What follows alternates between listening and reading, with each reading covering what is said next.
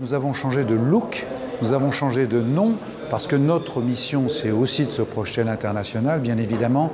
Et Rising Sud, ça veut tout simplement dire faire croître nos entreprises, développer nos territoires, et donc ça, c'est notre ADN, finalement. Des missions qui sont très simples. D'abord, accompagner les opérations d'intérêt régional. Vous savez qu'on a 8 grandes opérations d'intérêt régional qui correspondent finalement aux filières, aux grandes filières d'excellence de notre région. Et puis ensuite, on a un objectif qui est très très important, c'est de faire croître les entreprises.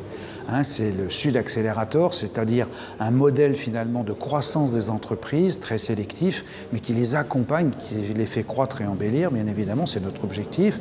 Et puis se projeter à l'international. Nous avons des destinations cibles, là où il y a des réserves de croissance dans le monde entier. Je pense par exemple à la Californie, à la Chine, bien évidemment, où là on va passer des accords, où là on emporte avec nous, je dirais, un vrai savoir-faire de nos entreprises régionales. Et puis aussi les grands salons, des grands événements mondiaux. Je pense par exemple au CES de Las Vegas au mois de janvier, où on avait une cinquantaine de start-up que nous accompagnons avec la région.